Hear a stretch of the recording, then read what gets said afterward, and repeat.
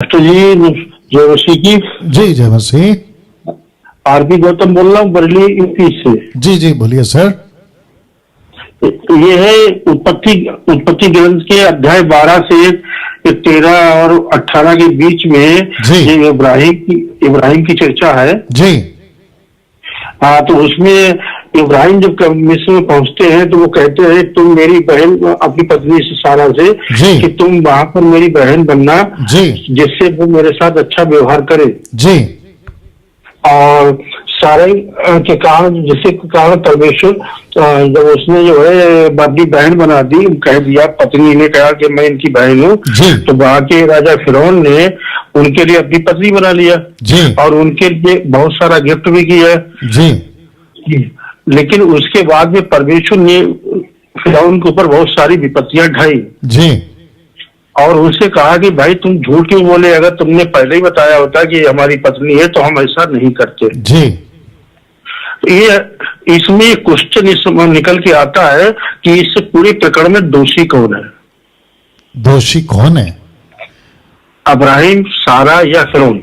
Okay, अथवा हाँ, अथवा प्रभु की लीला है, योजना है, क्या चीज? ठीक है। आपका नाम क्या बताया सर? हम आरती गौतम। आरती गौतम, बरेली। ठीक है ठीक है ठीक है ठीक है, समझ गया। आरती गौतम जी हैं। 2000 के ऊपर लोग अभी लाइव देख रहे हैं। मैं आप सभी को भी इनका प्रश्न जो आपने शायद सुन लिया होगा। ये कहते हैं कि वहां 3 कैरेक्टर हैं, एक है अब्राहम, एक है सारा, दूसरा है राजा फिरौन। इसमें गलती किसकी है? गलती क्या हुई थी इन्होंने बताया, फिर भी चोट में बता देता हूं। और साथ ही साथ लगे हाथ गौतम जी ये भी बता दूं कि जेनेसिस की किताब के ऊपर मैं पूरी स्टडी दे चुका हूं सर। अगर आप देख लेंगे तो और भी डिटेल में आपको मालूम पड़ जाएगी, लेकिन प्रश्न अलग से आया तो इसलिए बता देता हूं। सबसे पहली चीज, घटना क्या घटी थी कि अब्राहम ने डर के मारे कहा, जो कि उसको गलत है, वो नहीं करना था। डर के मारे उसने कहा कि ये मेरी पत्नी माफ करे बहन है, और उसने कहा कि ओके अगर ये आपकी बहन है तो मैं इससे शादी कर सकता हूं। लेकिन आपका स्टेटमेंट अभी था, मैंने अगर गलत सुना हो तो माफी चाहूंगा, आप कहते कहते भूल गए कि उसने उसको पत्नी बना लिया। तो पत्नी नहीं बनाया सर, आपने सुना सर? उसने पत्नी नहीं बनाया, उसने ना तो शादी करी ना पत्नी बनाया, वो सोच रहा था, उसके मन में आया।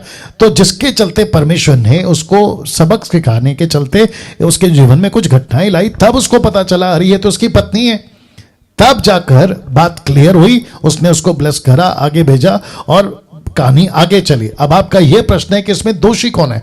तो ऑफ कोर्स दोषी अब्राहम है, क्योंकि अब्राहम, मैंने बीच में कहा था, अब्राहम हो, इसहाक हो, याकूब हो, मूसा हो, जितने भी प्रॉफिट है, जॉन द बैप्टिस्ट हो, एलिया हो, एलिशा हो, ये सारे के सारे प्रॉफिट, अगर परमेश्वर उनको चुनता है तो थप्पा नहीं लग जाता कि ये कभी गलती नहीं करेंगे। मनुष्य हैं, उनके साथ में कई बातें हुई है। एलिशा की बात करूं वक्त को ध्यान में रखते हुए, उसने कम से कम 42 बच्चों को भालू से मरवा दिया। पता है क्यों? क्योंकि एलिशा को सड़क के बच्चे, गली के बच्चे कह रहे थे ए चंदू चंदू, चंदू मतलब टकला, टकलिया टकलिया टकलिया। तो बच्चों ने जब ये चिल्लाया तो एलिशा, क्योंकि डबल पावर वाला था एलिया का, उसने 42 बच्चों को भालू से मरवा दिया। ये गलत है ना सर? वैसे ही बहुत सारे एरर्स या बहुत सारे क्या कहते हैं ना गलतियां। मूसा की गलती कितनी बड़ी है, दूसरी बार चट्टान से बात करना था, लकड़ी मार दिया, गलती हो गई। तो दोष आप पूछ रहे किसका है? ऑफकोर्स अब्राहम का है। उन्होंने नहीं बोलना था, उनको परमेश्वर के ऊपर पूरा भरोसा करके कहना था ये मेरी पत्नी है, ये मैं इसका पति हूं, इस तरीके से चलना था। सो यहां पे फिरौन तो बच गया या फिर निकल गया, लेकिन अपोक्लिप्टिक या दृष्टांत की बातें, बहुत सारी बातें हैं, क्योंकि वहां पे परमेश्वर को बताना था कि इनका परमेश्वर कौन है। मैंने जेनेसिस की किताब में ये टीचिंग दी थी। अगर ये घटना नहीं घटती, बहुत ध्यान से सुनना भाई साहब, जी, ये घटना अगर नहीं घटती तो फिरौन को कैसे पता चलता कि अब्राहम का परमेश्वर कौन है? जी, तो ये अलग एंगल है सर। तो परमेश्वर को बताना था जब ये घटना घटेगी, ये अपनी पत्नी को बहन बुलाएगा, फिर ये एक इशू खड़ा होगा, फिर मैं अपनी एंट्री मारूंगा, कौन? परमेश्वर। फिर उसको ताकत बताऊंगा कि अब्राहम का परमेश्वर कौन है। मैं ये उत्पत्ति में बता चुका हूं सर। जी, तब तो जी इसमें जो एक और भी प्रश्न बन जाता है। अगर मान लीजिए इसमें अब कोई दोषी नहीं है, कोई भी अगर दोषी नहीं है, सब परमेश्वर की महिमा और लीला है, अपनी प्लानिंग है, तो जब प्लानिंग है तो फिर विपत्तियां उस पर क्यों ढाई गई? नहीं, आपको किसने कहा कि किसी का दोष नहीं? मैंने अभी कहा ना अब्राहम का दोष है या अब्राहम से गलती हुई। आप नहीं सुने? आपने नहीं सुना, वो छोड़िए सर, वो भी छोड़िए। जी, जी। परमेश्वर जी। मूसा को भेजता है ना फिरौन के पास, तो वहां पर विपत्ति कितनी डाली है? 10। तो परमेश्वर क्या कहता है, ये विपत्ति मैं फिरौन पे इसलिए डाल रहा हूं ताकि मैं उसको बताऊं कि जीवित परमेश्वर कौन है। क्योंकि फिरौन कम से कम 2000 परमेश्वरों को मानता था, उसमें मेंढक है, बंदर है, सांप है, जानवर है, इंसान है। और फिर परमेश्वर जी। कहता है ना पौलुस के द्वारा रोमियो के 9वें अध्याय में, वो किसी को आदर का बर्तन बनाता है और किसी को अनादर का, उसकी मर्जी। तो फिरौन को रखा था अपनी ताकत दिखाने के लिए। अब इसको लेकर हम परमेश्वर से बहस तो नहीं कर सकते जी। अच्छा पास्टर जी, ये बाइबल में भी थोड़ा थोड़ा सा लेखों में डिफरेंस मिलता है। ओके, सबसे नहीं? जी जी जी भाई साहब बाइबल। भाई साहब मेरी बात सुनिए। आप कितने साल से मसीह हैं? हम लगभग 8-9 साल हो गए। ओके, बाइबल कितना पढ़ते हैं सर आप? नहीं सर, बाइबल नहीं ज्यादा पढ़ मिलता है, सुबह शाम पढ़ते हैं। मैं पूछ रहा हूं कितना पढ़ते हैं? 1 चैप्टर 2 चैप्टर कितना पढ़ते हैं?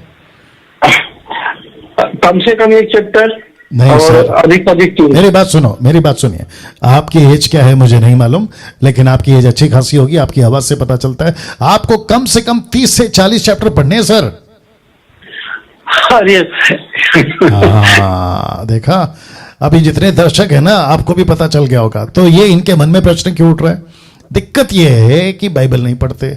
बाइबल को जितना पढ़ोगे, स्टोरी समझ में आएगी, बातें समझ में आएगी, फिरौन की वो घटना समझ में आएगी कि परमेश्वर ने फिरौन को रखा ही है 430 साल के बाद में कि परमेश्वर अपनी ताकत दिखाए।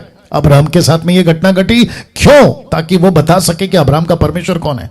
मनुष्य गलती करता है, सेवक गलती करते हैं, ये बात सही है। बाइबल के अंदर कई रिकॉर्ड है, अगर उसको निकाले तो अलग टॉपिक होगा। लेकिन हमें यह भी देखना जरूरी है कि कोई भी घटना अगर घटी है तो उसके 2-3 एंगल चेक करना पड़ेगा, और जो कि मैं बता चुका हूं जेनेसिस किताब में। राइट सर, आपके जितने भी प्रश्न है ना भाई साहब, आप बाइबल पढ़ो, खुद ब खुद ठीक हो जाएंगे। चलिए, थैंक यू सो मच, आपने कॉल किया। प्रभु आपको आशीष दे।